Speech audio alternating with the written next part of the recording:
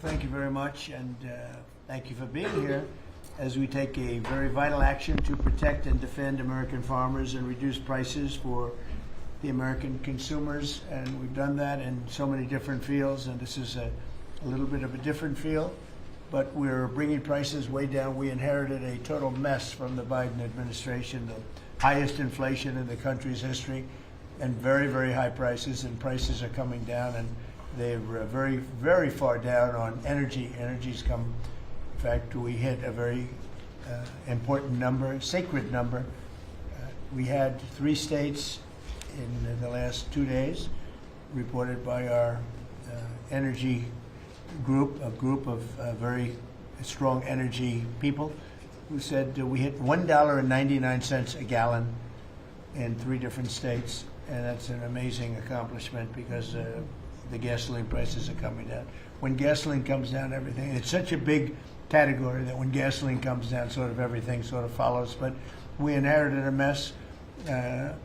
Affordability, but you can call it affordability or anything you want, but the Democrats caused the affordability problem, and we're the ones that are fixing it. So it's a very simple statement. They caused it, we're fixing it. And they have a tendency to just say this election's based on affordability, and nobody questions them, John. You know, nobody says, "Oh, well, what do you mean by that?" But they just say the word. They never say anything else because they caused the problem, but we're fixing the problem.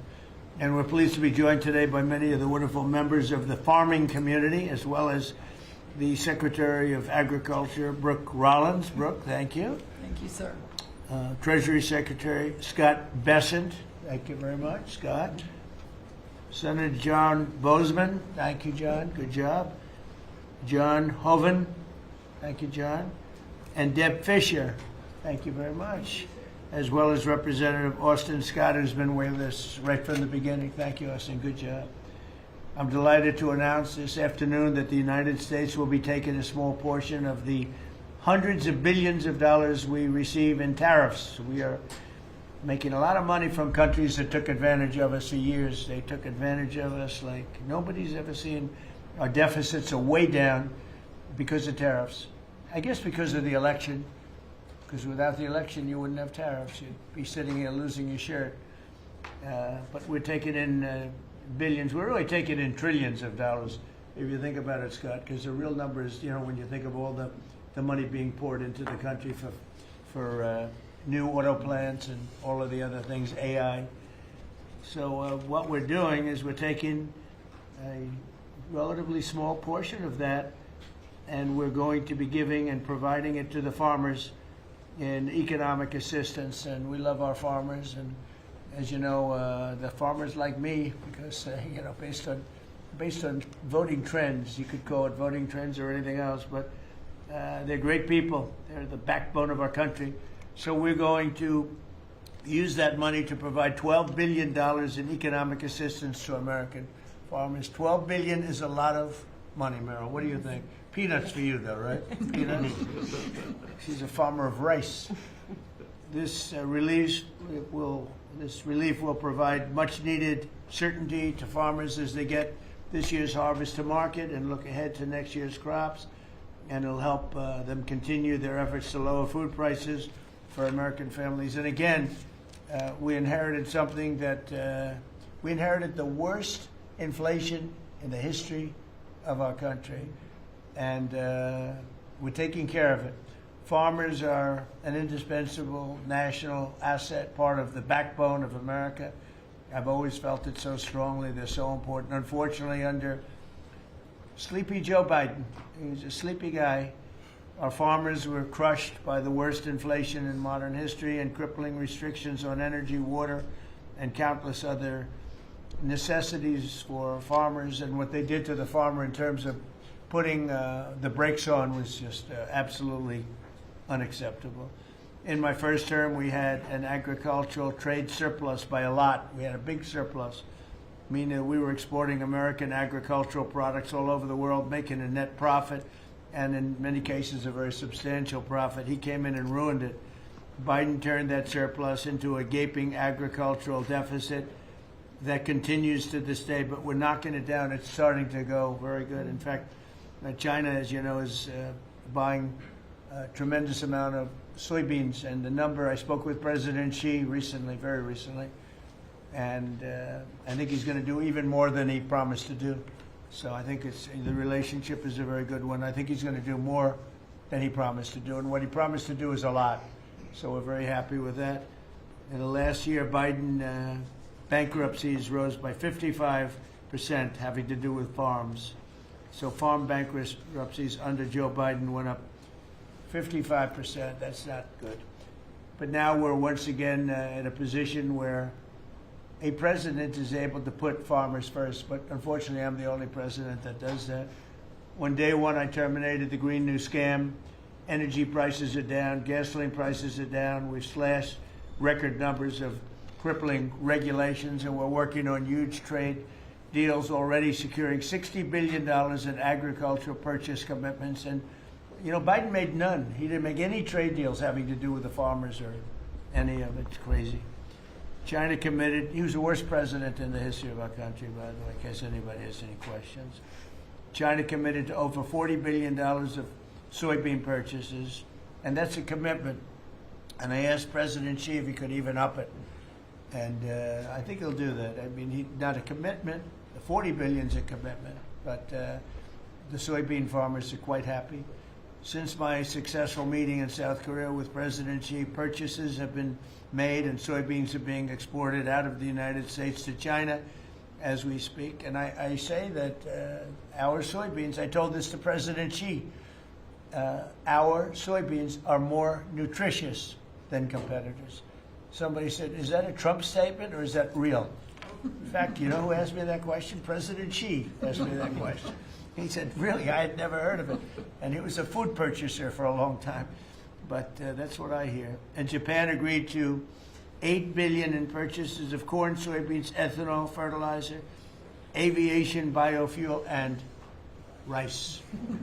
You know, Japan never bought rice from anybody else. It's like a very important thing to them. And they agreed to buy rice, okay? Absolutely. So I also proudly signed into law the largest tax cuts in history, and the one big, beautiful bill, the monumental tax relief bill that is benefiting very, very strongly, benefiting the American farmer. And I think also for farmers, we have, as you know, and we got this, the estate tax, or the death tax, as they call it, on farmers, on small businesses. You don't have to pay it anymore. A lot of farms, you love your children, and your children are great, and they want to be farmers, and you leave the farm and your children, and a lot of farms are, sort of cash poor, land rich, cash poor, and the kids would go to the local bank or to any bank, and they'd borrow money to pay the estate tax, and they'd end up losing the farm. They go bankrupt, and a lot of debt too. Literally, because they love their farm and they love their business and they love that way of life, they end up committing suicide. A lot of suicides. We have no more estate tax. How about that? Do you have children? I do. Well, let them know. Now, if you love your children, then it's good. If you don't love your children, you don't have to leave them anything. It doesn't matter what I just said. They're still young. I still love them. I have a feeling you love your children. I still love them. I have a feeling you love your children. But the estate tax is a very big thing, so you don't have estate tax. You die, you leave your farm or whatever, or small business to your children, you don't have to pay estate tax. It seems to affect the farmer more than anybody else, because you can have a farm that's very valuable, and therefore you have to pay a big tax, but it's not a big value in terms of cash. Maximizing domestic farm production is a big part of how we will make America affordable again and bring down grocery prices for American families. And again, these are prices that we inherited. When I left, we were doing incredible. In 4 years, what they've done to this country in so many, and not even mentioning the border and the criminals allowed into our country and all of the others. So I just want to say it's a tremendous honor being with you. I'd now like to ask Secretary Rollins to provide some of the details, followed by Secretary Bessent, Director of the National Economic Council, Kevin Hassett, Senator Bozeman, Representative Scott, and then we go to a couple of the farmers' representatives, but we'll all get involved a little bit. You can speak. Anybody is shy to speak in front of the press, and I don't blame you. if that's the case. But farmers, Court Holub and Merrill Kennedy will say a few words also, and then we'll have a little discussion, okay? Madam Secretary. Thank you to the greatest boss in the world for a long time now. It's just an honor to be here. I'm going to keep my comments very short because I really want to make sure that you and the world gets to hear from our farmers. So a couple of quick points. Number one, this country and our farm economy is facing a crisis that we inherited that most of these farmers have not seen in their lifetime. Profitability is down. It's just one crisis after another. When we came into office, sir, when you did and you were sworn in on January the 20th, as you mentioned, not one new trade deal had been struck in 4 years. The cost of inputs for our farmers, fertilizer up 36%, manual labor up 47%, interest rates up 73%. When you combine the cost of inputs for our farmers married to no new trade deals, and then you're facing an administration whose priorities were DEI, climate change, putting the farmer aside. I mean, it was an absolute war on agriculture and on our rural communities. That all changed on January 20th. So as, sir, we are working, and you have been just so resolute. I mean, these are our people. Rural America is the fabric of our country. This is the way of life that preserves the American dream for the next 250 years as we celebrate the first 250 years. So we began to go to work immediately. What these elected officials sitting across from us did with the One Big Beautiful Bill, with a lot of help and direction from you, was the largest investment in rural America in any of our lifetimes. We will begin to see that effectuated next year in 2026. As we have fought to bring input costs down, you have talked about, and even this weekend did an executive order, signed one, on looking into the reason that so much of these costs have been driven up over and over. Equipment, again, fertilizer, seed, et cetera, et cetera. We have to make sure we understand why that is. And then the continuing of the additional trade deals across the world. And no longer will America be held and beholden to the regime of other countries' tariff infrastructure. Instead, we are moving our products out across the world. Having said that, and we have been listening to the farmers for the last 10 months, 11 months, sir, that the bridge that is needed to get from the last administration and what basically happened under the last president and the last U.S. Department of Agriculture to this new golden age for farmers, where instead of farming for government checks, they can farm to feed their family and sell their products and pass it on to the next generation, that this bridge is absolutely necessary based on where we are right now. So as the president said, we are very pleased to announce that today we are going to be effectuating an $11 billion bridge payment to our farmers. The money will move by February 28th of 2026, but by the end of this month, so just in the next couple of weeks, every farmer that is able to apply for it will know exactly what that number looks like. So as you are going to your lender, as you are working to ensure and understanding what you can plant for next year, you will have that number in hand. And we will continue to talk to our farmers, continue to understand exactly what this looks like and what is necessary. The final thing I'll say is 12 billion. Well, we're holding $1 billion back. So today we are announcing $11 billion. We are holding $1 billion back just to ensure that we are covering. So today's announcement covers all of our row crops, but some specialty crops and others that we are still working with to best understand where they are in the farm economy and ensure that we're making every forward-moving position that we need to. And then finally, as we move to this new golden age for agriculture and for rural America, as we continue to fight for these farmers and ranchers, their way of life, and those that are represented here represent hundreds of thousands of farmers across this country. Just know that this president, I have never been around anyone who every time we talk, he asks, how are my farmers? Every single time. So we will never stop fighting. We will make sure that we're doing everything we can to ensure the next 250 years is just as bright, if not brighter, than the last. So thank you, sir. Brooke. Thank you. And this money would not be possible without tariffs. The tariffs are taking in, hundreds of billions of dollars, and we're giving some up to the farmers because they were mistreated by other countries for, I don't know, maybe right reasons, maybe wrong reasons. They weren't. They were trying to show us something, and it's really worked out really well. But because of the tariffs, this is possible. The other thing I'd like to add before going to Scott, and I think it's very important, we're going to also give the tractor companies, John Deere and all of the companies that make the equipment, we're going to take off a lot of the environmental restrictions that they have on machinery. It's ridiculous. I know because I buy a lot of that machinery for different things. We have a lot of big clubs with, hundreds, thousands of acres. And I buy a lot of stuff, and you buy it, it's got so much equipment on it for the environmental, it doesn't do anything, except it makes the equipment much more expensive and much more complicated to work, and it's not as good as the old days. And we're going to take a lot of that nonsense off of the equipment, which is going to reduce, and we're going to do it, and we're going to say you're going to reduce the prices. We're not going to do it and they're not going to reduce. They're going to have to reduce their prices because farming equipment has gotten too expensive. And a lot of the reason is because they put these environmental excesses on the equipment, which don't do a damn thing except make it complicated, make it impractical. And you really have to be, in many cases, you need about 185 IQ to turn on a lawnmower now. So we're going to take that off, that crap off that they put on Biden mostly. And we're going to take that off. So that's going to make that'll bring down the equipment prices a lot. That's right. And we're going to do that immediately. You're going to work with Lee Zeldin, who's not here. He's doing a fantastic job. And Lee is going to work that out. And that would be most of it. It's crazy. The machines, they're always under repair because they're so complicated that you can't fix them. The old days you used to fix it yourself. Now you can't do that. You have to be a PhD from, let's say, MIT. Okay, so we're going to get that done.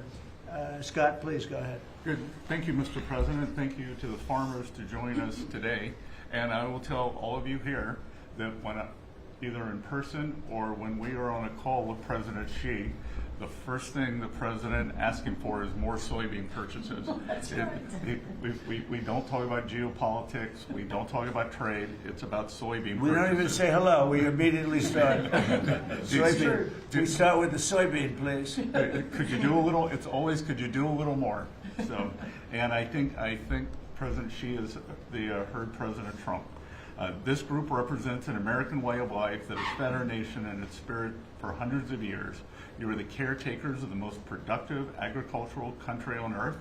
You drive hundreds of billions of dollars in exports, support millions of jobs, and keep America's economy running strong. And this administration is committed to keeping it that way. By putting farmers first, President Trump is ushering in a new golden age for agriculture. The President's $11 billion relief package for America's farmers comes at a critical time. These direct payments will give producers the breathing room they need to market this year's harvest and plan for next season. This serves as a liquidity bridge during a period of adjustment, supporting the strongest agricultural sector in the world. Add this to President's success in reining in Biden-era inflation, thanks to the administration's pro-growth policies, input costs like fuel and fertilizer are easing, and credit conditions are improving, interest rates are coming down, helping farmers prepare for the next harvest. President Trump scored a massive victory for America's farmers when he secured an arrangement with President Xi in Busan to reopen China's markets to U.S. agricultural exports, especially soybeans, sorghum, and other commodities. Under this framework, China committed to purchase at least 12 million metric tons of U.S. soybeans this growing season, followed by a minimum of 25 million tons annually for the next 3 years. And it's not just China. At the President's direction, Treasury, USTR, and the Department of Commerce have secured supplemental purchases of U.S. agricultural goods in major trade agreements across the world to open new markets to America's farmers. The One Big Beautiful Bill also delivered transformative benefits for America's small farmers. It locked in full expensing for farm equipment and 100% expensing for farm structures built during the President's term. I believe Representative Scott and a group in the House, we were originally just going to do factories, and they called us and said, you need to do farm structures too, and the President said, we're all in. and it extended and enhanced much-needed relief from the punishing death tax, giving family farms greater certainty as they plan for the next generation. Mr. President, thank you for putting America first by putting your farmers first. Through pro-growth, pro-farm agenda, you are ushering in a new golden age of American agriculture, and Treasury is proud to help in this. Thank you, Scott. You know what we'll do? We're going to go a little faster because the last meeting we had was 3 hours. We're the most transparent group, so if we can go faster, it'll be great. And then we'll take some questions from the fake news. Is that okay? All right.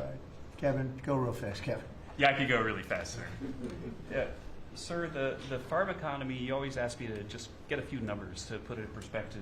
And as I've looked through the incredible performance of these people that work so hard and are such important people for keeping communities alive, the thing that struck me the most, because you and I were here in the White House during COVID, is that during those terrible COVID times, farm production didn't go down. Like these farmers, they went to work every day and they produced so much. But then Joe Biden came in, so we had COVID, and farm production didn't go down. And then Joe Biden came in, and he really wrecked the farm economy. And so during Biden's term, 150,000 farms closed, sir. 150,000 farms closed after we went through COVID, and we didn't have a problem. Now, why did we do it? Why were we able to do that? I'm going fast. The first is that, do you know that expenses for farms fell 5% while we were here because of all the things that we did, expensing and everything else? But under Joe Biden, they went up 13% because of all the regulations, energy, everything else. But the thing that really jumped out at me the most is because you had high growth and low inflation. Interest expense for the farm economy fell $120 million per year while you were there in the White House. But under Joe Biden, it increased by $8 billion per year. And so you wonder why it is that we need this $11 billion, maybe $12 billion to build a bridge loan to America's farmers. It's because we know how to fix it, but there really was a hole that was dug in the previous administration. Thank you. Hope this guy's enough. Good. That was quick. That's good. Appreciate it. Senator, please. Yes, sir. No, thank you so much. Thank you for convening us this great announcement and all your hard work for farmers. I think I was reading the clips, and I think yesterday you talked about, Mr. Secretary, about farmers needing certainty, and which is so true. This bridge note is one of those things that provides certainty. I also, as I was reading that, thought to myself, the one thing that farmers can be certain of is the fact that you've got their back, and you proved that through the years in the last administration and now this. I was giving a presentation to the Senate a while back, and I was talking about us having the cheapest, safest food supply of any place in the world. It's not just about the farmers in rural America. And so Marco Rubio was sitting by me prior to coming over here and becoming the great Secretary of State. But he punched me and said, "John, always remind him," he was head of the Committee on Intelligence then. He punched me, he said, "Always remind them, food security is national security." So this is important for so many different reasons. And again, I appreciate you for recognizing that, not only now, but when you were campaigning in your first election, how you treated the farmers in your first administration, and now stepping up. So we look forward to helping you. If we need some additional help, looking to Congress or whatever, we'll be there for you. So We're taking in so much money with the tariffs now that it's such a pleasure. Without it, we wouldn't be able to help you. We're making our country, we're the richest country in the world now. And, we have a big decision. Hopefully we're going to get the right decision. It's such a big thing in the Supreme Court right now. We have a lot of bad people opposed to us, people that hate our country. Other countries are involved, some real sleazebags that I know, political sleazebags. And they're trying to take that away from us. And we have other methods, but they're not as powerful. They're not as quick. Some of the wars that I solved wouldn't have been solved using those methods. So it's a very important thing, the tariff. The decision of the Supreme Court's a very important thing.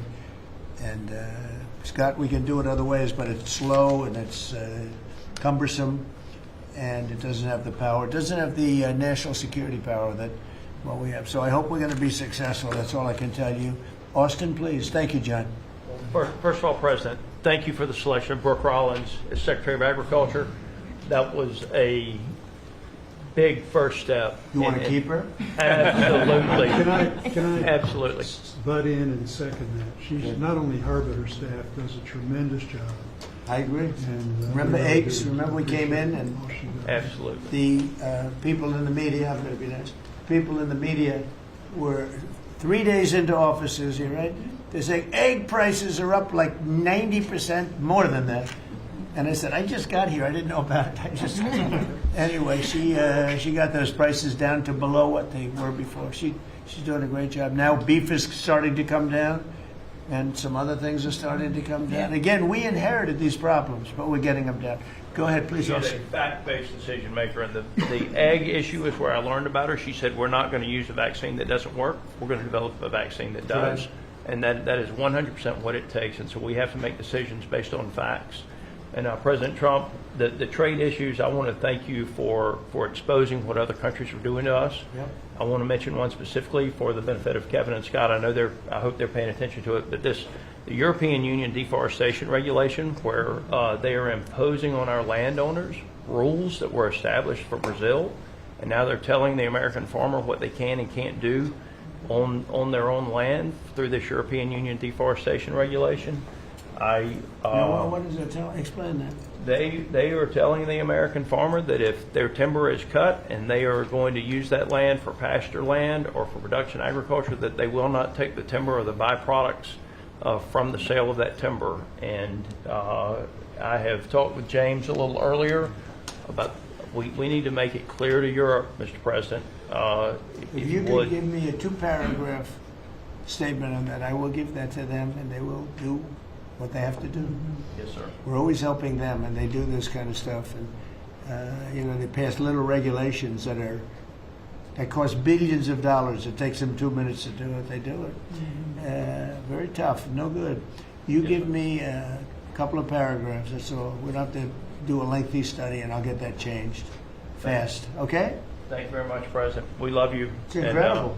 It's incredible. I mean, every day it's something else. A country that can't feed itself doesn't know what freedom is. And so thank you for making sure that our farmers have the tools that they need so that we as a country can feed ourselves. Well, just what you said to me about, the European Union. Now, that guy's the European Union, right? We have to be able to act quickly with tariffs. We can't just, go to a committee, go to a study that takes 7 months and talk. We got to be able to act quickly. So thank you very much. Thank you. John? So, thank you. I think that's the message from Farm Country is thank you very much. In the Working Family Tax Relief Act, or as my young staffers call it, OB3, there is a tremendous amount for farmers and ranchers. You mentioned the credit as far as estate tax, which is so important. You analyzed it just right. But also in there, we enhanced ARC and PLC, which is a countercyclical safety net, thanks to the strong leadership of Senator Bozeman and our colleagues in the House. But we also included the Farmer Act, which was my bill to make crop insurance more affordable. These tools will kick in next year, Mr. President, in a big, big way for our farmers. Big time. And people aren't even really looking at it yet. But it's going to be a very big deal. So today is all about bridging to get there. And I want to thank Secretary Bassett and Jameson Greer. They're tremendous. And they're negotiating hard out there for farmers and ranchers. And I know it's because you're setting the tone. But this is that bridge. And so we need to come back to Secretary Rollins. Thank you. Your leadership on this was vital. And Mr. President, you're right, they love you in Farm Country out there. All you have to do is drive out and see the flags and there's signs all over the fields. On the hay bales, right? It's a great honor. They're great people, the best people. This is really important. Really important for our farmers and ranchers. Thank you very much. You're doing a great job too, John. Thank you. And whatever we need, we get through the Senate, we get through the House. We'll get it done. I think we'll start maybe with Court Hollop, and you come from Yeah. a place that I'm very happy with. I hail from the great state of Iowa. I'm surrounded here by some of the greatest farmers in the area and from across the country. Anything from rice farmers, we've got all sorts of cotton farmers, everything. Everything is here represented so well. And first off, from me, I want to say thank you for this bridge payment. It's Christmas early for farmers. And just to kind of have an icebreaker here for the story, I've got a 2-year-old little boy at home. 2-year-old little boy and a 4-month-old little girl. And the other day I was reading my little boy a story at night, putting him to bed, and he said, "Daddy, I don't want Santa Claus to come to our house for Christmas. I want President Trump." and I think, Mr. Trump, I think you brought Christmas to farmers. With this bridge payment, we'll be able to farm another year, help us get by. It's such an honor to be here with you. I lost my grandfather and our hired hand in 2002 in a farming accident. And he instilled in me at an early age to love the land, to take pride in what we do. Was that a machine accident? It was a machine accident. And it gets in your blood to farm. It's in our blood. Despite what happened, I want my 2-year-old to farm. I want my 4-month-old daughter to have an opportunity. And what you're doing here in D.C. is working.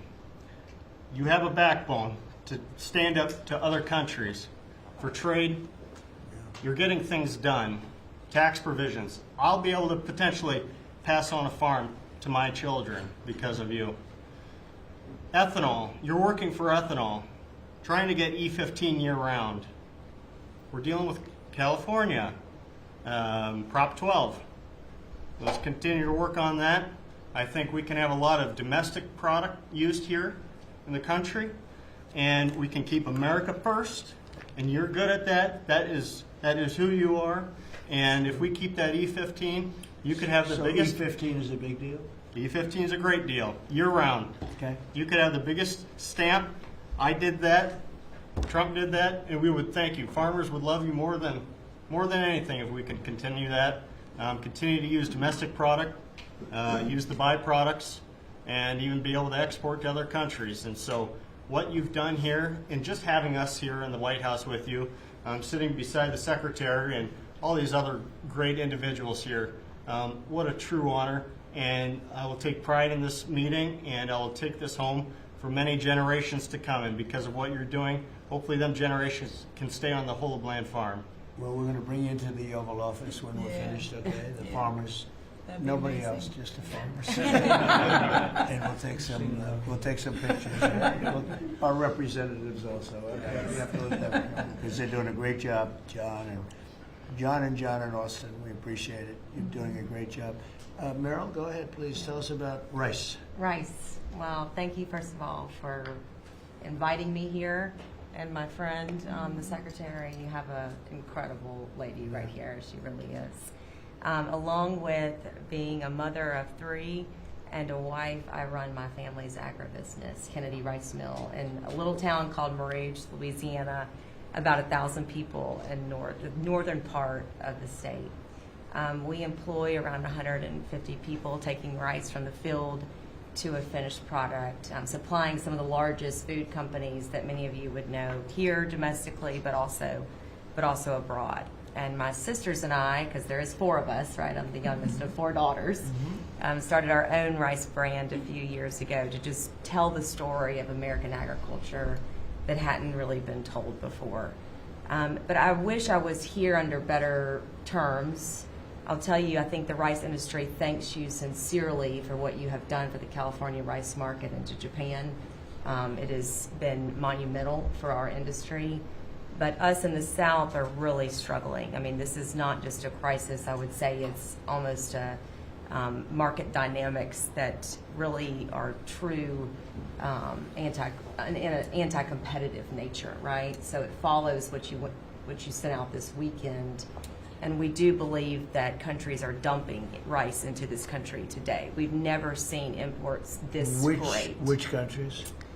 India, Thailand, even China into Puerto Rico. Puerto Rico used to be one of the largest markets for U.S. rice. We haven't shipped rice into Puerto Rico in years. So this has been happening for years. This didn't start during your administration, but unfortunately, we're seeing it in a much bigger way now. The tariffs are working, but we need to double down because You want more? I mean, I well, understand. they're cheating, right? They're no. not. They're just Could I ask- subsidizing and then Scott, and then India. moving. Tell me about India. Why is India allowed to do that? They have to pay tariffs. Do they have an exemption on rice? No, sir, we're still working on their trade deal, so we'll. Yeah, but they shouldn't be dumping. I mean, I heard that from others. You can't do that. There's a Yeah. WTO case against India Give me right the now. give me the countries if you could. Go ahead. India. Who else? So Mark it India, down. What's your skin? Yes, sir. India, Thailand, China into Puerto Rico, not into the continental U.S., but into Puerto Rico.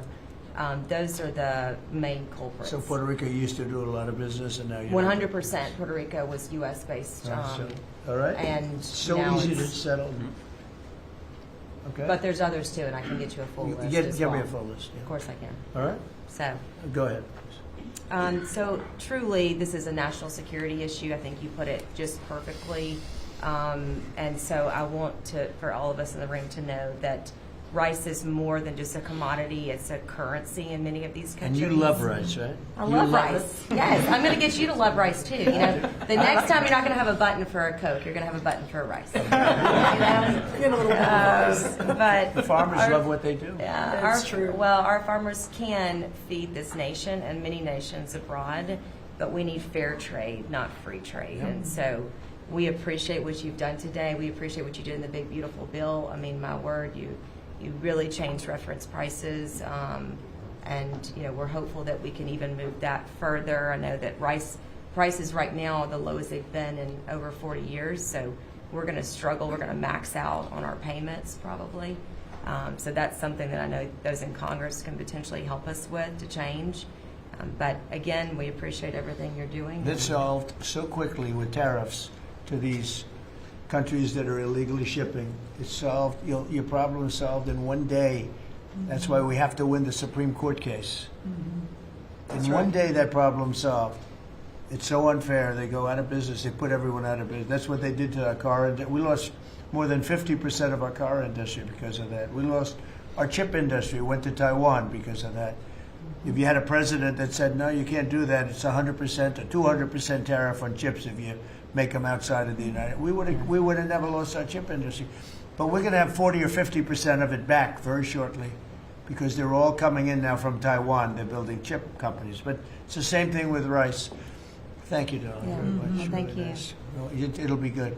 We'll Thank you. get it solved very quickly. We just need the countries. We just give us the names of the countries. Yeah. Tariffs, They again, own the it largest solves the brands. problem in 2 minutes. Yeah, they've bought the largest brands at retail too, right? So they have an incentive to subsidize their products so that they can keep it on the Yeah, shelf. who did that? The Indians own the two largest brands. All right, then we'll take care of it. It's Thank very, you. it's so easy. So, do you have any questions? Yes, President Trump. How about keeping it on farming? Your team As answered opposed all of to my questions boats. on farming, but I do Something, have yeah. Do you have a farm Mr. question? President, in the interest of affordability with this aid package, I assume that that's something you want consumers to see before midterms next year. How quickly will that affect prices at the grocery store? Well, I think the prices are going to be going down already. I mean, the prices are way down. We brought prices way down from what it was. We inherited high prices.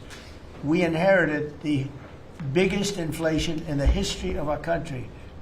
That means prices going up. And we brought it down very substantially. Now inflation is essentially gone. We have it normalized, and it'll go down even a little bit further. You don't want it to be deflation either. You have to be careful. But we brought it way down. We had inflation that was the highest in the history of our country. They say 48 years, but I say the history. 48 years is pretty bad too, right? So we're solving those problems. President Trump, We're bringing would them way down, yeah. Would you consider MAHA incentives for farmers that go by MAHA guidelines Well, a lot of the farmers like those Baja guidelines, yeah. So, I mean, they do. We like Baja. How do you feel about Yeah, that? let me answer that. So this is another reason, I didn't mention it, but this is another reason I think that what we're moving into is a golden age for agriculture. As Secretary Kennedy and I, and across our cabinet with the president's leadership, focusing on making America healthy again, the undergirding foundational effort in that is our agriculture industry. It is our farmers and our ranchers. So as the new dietary guidelines come out in early January, where USDA alone spends $400 million a day on nutrition programs, that's a whole other SNAP, fraud, etc. But when you think about what a market mover that is, as we begin to move the market toward more locally produced, American-made, healthier products, closer to the schools, the hospitals, etc., you again begin to open up so much of the market for the great products produced by these farmers instead of ultra-processed foods out of a box. So there's a lot that's going to be coming on that as well. I'm really excited. I have a question. It's not related to farming, but if you'll entertain, I'm Kara from Lindell TV, Kara Cashnova, and I'm not fake news, just so you know. And everybody's talking about the pipe bomber over the weekend, the suspect that was taken into custody. I reported on Biden's kangaroo court for 4 years, and this is an important question to me. Everyone knows that J6 was a Fed's direction to set you and your supporters up. So my question is, what's your gut instinct about the new pipe bomber suspect taken into custody? Does your instinct tell you that he acted alone? And also, Mr. President, how do you feel about the lead prosecutor on the pipe bomber case? Jocelyn Valentine is the same prosecutor that allegedly asked the J6er to lie to frame you for J6 when you did nothing wrong. What are your thoughts? Well, thank you. I really appreciate that question. It's sort of a statement, and I appreciate it very much. Jocelyn is being looked at. They all have to be looked at. What they're doing is so bad. This was a whole Democrat hoax. The whole thing was a Democrat hoax, and it's all being looked at. I appreciate that. Is this the final aid package, Mr. President, or is more expected? Is this the final aid package, farm aid package? It depends on where we go. China's buying a lot. Other countries are buying a lot. And, you know, the interesting thing about the farm, they don't want aid. They want to just have a level playing field. No, please. I've seen that more with farmers than anybody else, any other industry, right, Deb? Right. We've seen it more with farmers where I've had meetings like this, and primarily in the first term, and we did a great job. We turned it around. This is going to be the golden age. But the farmers don't want aid. They want to have a level playing field, because if they have a level playing field, they'll do better than anybody else. They're better than anybody else. Our product is incredible. Our machinery is incredible, right? I mean, we do have the best machines. It's a very big statement I made, though. The environmental excess that we have put onto our tractors and all of our machinery. Do you all agree with that, by the way? You don't know. It's got to go. It doesn't do anything except make the machines break all the time. Yeah. And I must say, I like to buy old machinery. I said, buy old, Yes. because it's better. The new stuff is terrible. It never works. Never works. Mr. President, you said that you would Here have we go. Listen to Mr. this President, one. you said you would have no problem with releasing the full video of that strike on September 2nd off the coast of Venezuela. Secretary Hegseth I now didn't say says that. You said that. I didn't say that. This is ABC fake news. you said that you would have no problem releasing the full bit. Okay, well, Secretary No, Hegseth, whatever Hegseth wants to do is okay with me. he now says it's under review. Are you ordering the secretary to release that full video? Would you Whatever like he to see that decides there? is okay with me. So every boat we knock out of the water, every boat, we save 25,000 American lives. That was a boat loaded up with drugs. I saw the video. They were trying to turn the boat back to where it could float. And we didn't want to see that, because that boat was loaded up with drugs just like everything else. But every boat we shoot down, and I don't know if you know, we're 92 or 94% down in drugs coming in by the sea. And we're trying to find who are the 6%, because I don't know, people aren't liking to drive boats right now loaded up with drugs. But every single, think of that, every single boat we shoot out, on average, we save 25,000 American lives. Do you feel okay about that, Court? Keep us safe. Okay, I know my man. What about you, Bill? Are you okay with I'm that? totally fine with Are you that. committed to releasing the full video? Didn't I just tell you that? You said that it was You're up the to most Secretary Hegseth. obnoxious reporter in the whole place. Let me just tell you, you are an obnoxious, actually a terrible reporter, and it's always the same thing with you. I told you, whatever Pete Hegseth wants to do is okay with me. And I just have a quick question. There's at least 20 House Republicans who have either said they're going to retire or not run again. Do you And have any Democrats concerns also. about the And Democrats Right. also. Do you have Well, any why don't you mention them? How many Democrats are going to retire? do you, How many Well, Democrats? that's what I was going to No, ask no, you. but Do why you don't have you any tell me the number of concerns? Democrats too? You Well, tell are me you about. concerned about the narrow margins? And No, I'm not concerned. I think we're going to do Congresswoman well. Elise Stefanik is among them, and We will have the National greatest County economy. Executive Blakeman, who you know as well, is considering running for We're going to have governor. the greatest economy in history. How many Democrats are retiring?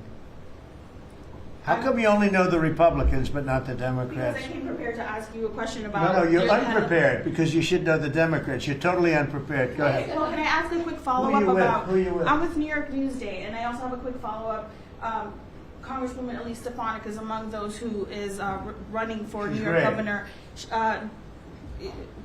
She's great. Bruce Blakeman, who you also know. He's is also Democrat. great. Are you planning on making any Well, I'll endorsements think or about having it, any but choices? he's great there? and she's great. They're both great people. We have a lot of great people in the Republican Party. Go ahead. Can I get back to farming? Yeah. So you talked about the profitability issue, the machinery playing a role in that. I know fertilizer plays another role in that. A lot of that, the way I understand it, it comes in from Canada, different countries like that. What are we doing to bolster domestic fertilizer production to help make that more affordable? And then I think that will transition Well, one down of the the things, pipeline. a lot of it does come in from Canada.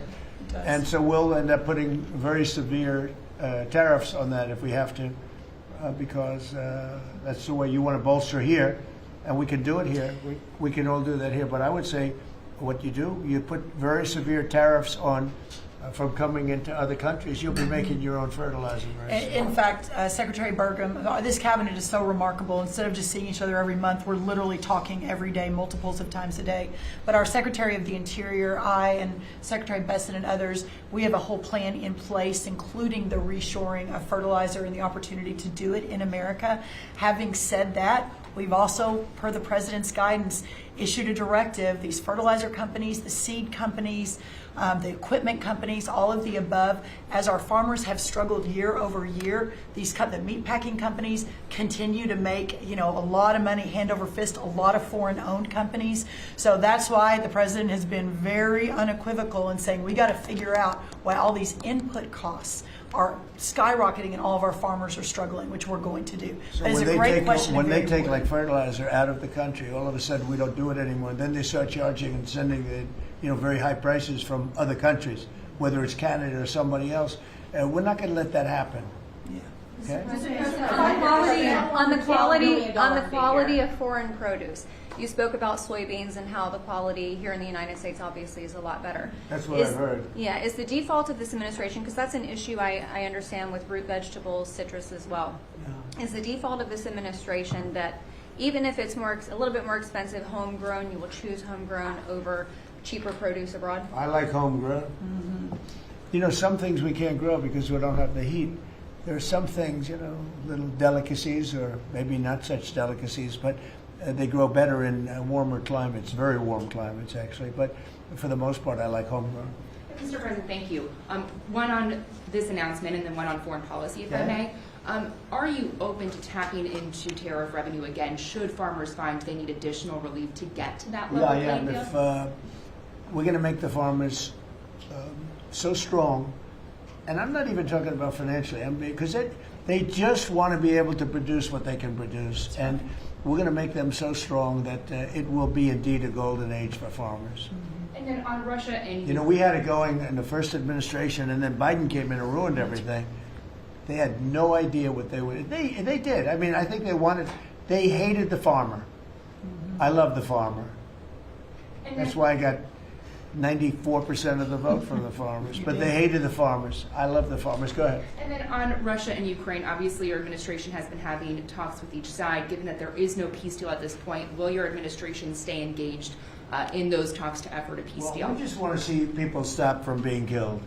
We don't, as you know, Joe Biden gave them $350 billion. And I gave them nothing. I did give them javelins at the beginning and knocked out a hell of a lot of attacks. But and Obama gave sheets. Remember, Obama gave sheets and I gave javelins. But no, we have a great situation going over there, except for one problem. You got a lot of people dying, and I want to see that stop. So you have mostly Ukrainian soldiers and Russian soldiers. Last month, 27,000 soldiers died, mostly soldiers. A few people from the dropping of a missile in the middle of Kiev or wherever, which is a terrible thing. But mostly soldiers. 27,000 soldiers died last month. That's what I want to see stopped. We, as you know, we now sell equipment to NATO at full price, and NATO takes that equipment and probably gives it to Ukraine. I guess they could give it to others too, but for the most part, give it to Ukraine. And they're working with Ukraine in terms of distribution of equipment, missiles, etc. But we aren't spending money. What we are doing is spending time on a humane basis. We want to see if we can stop the killing of 27. It would have never happened. This war would have never happened if the election weren't rigged. If I were president, this war would have never happened. If you could pick about the soybean purchases, you've talked a lot, obviously, about China's soybean purchases. Some lawmakers from North and South Carolina have raised concern that U.S. tobacco farmers were told that China would not purchase flu-cured tobacco this year. Has that come up in your conversations at all? But we're doing well. The tobacco people, because of the deals I made, they're doing very well. But that could be, if it's the case, I can get it solved very quickly. Do you know, President Trump, let us know how you settled on this $12 billion or $11 billion plus $1 more billion figure? We looked at how they were hurt, to what extent they were hurt. We did a very, steady progression of charts, and we figured out a very exact number, and it was about $12 billion. Okay. President Trump, if you had one Christmas wish for America besides making American farmers great again, what would it be? I would say very simply, I go by a statement. When people ask that question, remember that question was asked to Ted Kennedy, and they said, "Well, what are you going to do to make America great?" And he couldn't answer the question. I have a very simple. We're going to make America greater than ever before, and we're going to do it through a series of tariffs, intelligent taxes, and incentives. And our country has never been stronger. We've never had anything like coming in. We have $18 trillion coming into our country right now. There's never been anything like it. And if you ask me that, I'll say I just want to keep doing what I'm doing because there's never been anything like it's happened. Do you support the biggest number ever in history was $2 trillion, and we're at $18 trillion. This is money pouring into our country on building car plants, on building AI plants. We just want to keep doing exactly what we're doing because nothing like this has ever happened in the history of the world, not just our country. There's never been, Scott, would you say that's right? There's never been anything like the investments coming into America. So this is a record year. Record year. Do you support the Paramount deal, sir? On healthcare, Mr. President, 22 million Americans are expected to see their healthcare insurance premiums start to rise by the beginning of next year. You're talking about because Obamacare is so bad? Yes, well, sir, because the Obamacare subsidies are expiring. Are you going to do because anything? Obamacare is so bad. What is the Republican plan? Are you going to let that happen on your watch? What I'm going to do is, if the Democrats go along with it, which they don't want to because they want to make the insurance companies very rich, okay? I want the money to be paid to the people to go out and buy their own health care instead of paying to the insurance companies, their stock has gone up 1,700% in a short period of time. Did you know that? 1,700. You wish your corn went up, right?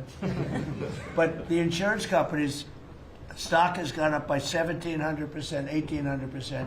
They're taking in trillions of dollars. I don't want to pay the insurance companies anything. And I know a lot of them, but they're owned by the Democrats. And the Democrats have... Obamacare is a setup to make insurance companies rich. And I want to pay the people, and I want the people to go out and buy their own health care.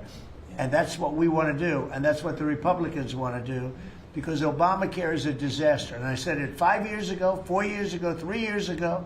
It was always a disaster. It's bad health care that's too expensive for people. And now your premiums, and you said it better than I said it. You said the Obamacare premiums are going to go up. They're going way up. And what I want to do is have the money. And you know who's getting that money? A lot of it is the insurance companies. I want the people to get the money and go out and buy their own health care. And everybody wants that. Right? Okay. When Mr. President put that bill on the floor, sir. Do you have any reaction on the fine that was imposed to X by the European Union? For what? To X, to the platform X, the fine Wow, that the that was European pretty Union amazing. You're talking about Is that European Union, or is it, who did that? European Union or UK? The European Commission. Whoa, that's a nasty one.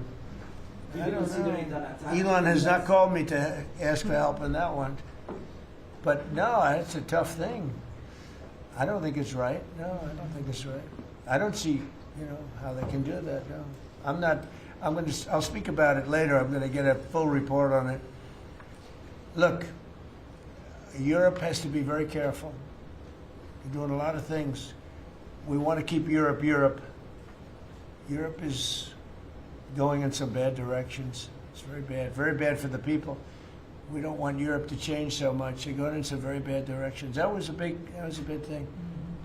You directed a review of the childhood vaccine schedule, possibly to match what is on par with peer nations in Europe. Would you support ending federal mandates and just making those recommendations for schools?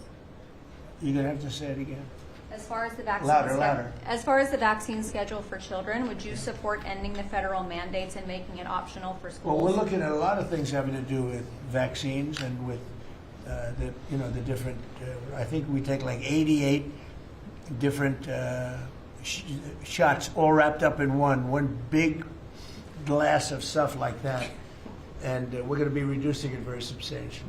Do you support the Paramount It'll be safe, bid, Mr. President? but we're going to be reducing it very Do you substantially. support the Paramount bid for Warner Brothers that came out this morning? I don't know enough about it. You spoke about Netflix last night, saying you have concerns about them. I know the companies very well. I know what they're doing, but I have to see what percentage of market they have. We have to see the Netflix percentage of market, Paramount, the percentage of market. I mean, none of them are particularly great friends of mine. I want to do what's right. And so very important to do what's The right. Paramount deal was supported by Jared Kushner, Mr. President. Would that impact your decision? If Paramount is, I don't know. I've never spoken to him about it. He's really trying to work on Gaza. I think his primary thing is Gaza. Now, you're making house visits on Christmas Eve, as he suggested. Does the beast need to be fitted with sleigh rails? You want to answer that question? Absolutely. We should put sleigh rails on the beast, yes. He is the support same. that? Go ahead. That Republican plan that you just talked about when it comes to health care, when do you expect Republicans to put that We're on? looking at it very strongly, and we're also going to the Democrats and asking them to do it. The Democrats want to make the insurance companies rich. They're all paid off by the insurance companies. A tremendous amount of the insurance company funding goes to Democrats. Why don't you ask that question of the Democrats? Because I would love to do it. I'd love all of the money to go to the people. They go to the people. I put that out 2 weeks ago. It became #1 viral. People love it. I want the money to go for healthcare, to go to the people and let the people buy their own healthcare through an account. They can buy their own healthcare. And everybody loves it, except for the Democrats. And you know why they don't? Because they're paid off by the insurance companies. Okay, what else? Yeah, Alina Habba says she's stepping down as U.S. Attorney for the District of New Jersey after the courts disqualified her. Do you have any comment on that? Well, she's not disqualified. You've got a blue slip thing that's horrible. It's a horrible thing.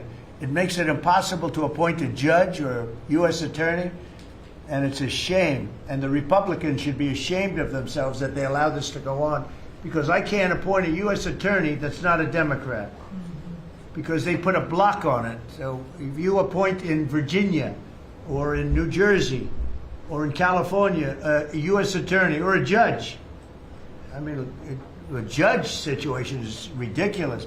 The only people that you can get by are Democrats, because they will put a hold on it. If I put up George Washington and Abraham Lincoln to be U.S. attorney in New Jersey or to be U.S. attorney in Virginia, we have Democrat senators, they will not approve them. And this is a gentleman's agreement that's lasted for too long, and it doesn't make it, especially in light of what's going on today.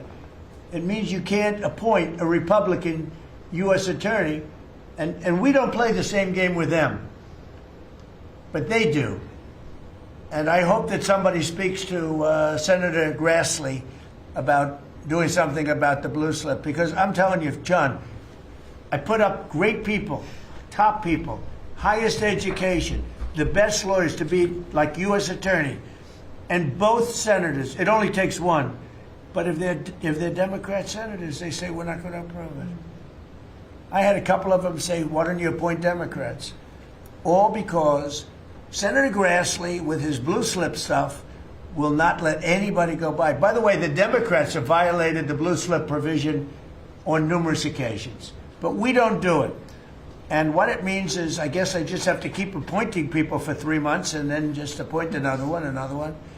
And it's a very sad situation. We're losing a lot of great people. We have about 7 U.S. attorneys who are not going to be able to keep their jobs much longer because of the blue slip. Because unless, I think I know why they did that, to protect their ass. Okay, that's why they did that. But it should be done away with. I want to be able to appoint the most highly educated, the most respected people. They can't keep their jobs because of the blue slips. Terrible. Okay, thank you very much, everybody. Thank you. The farmers, let's come into the Oval Office, all right? Deb, come on. We're going to go into the Oval Office.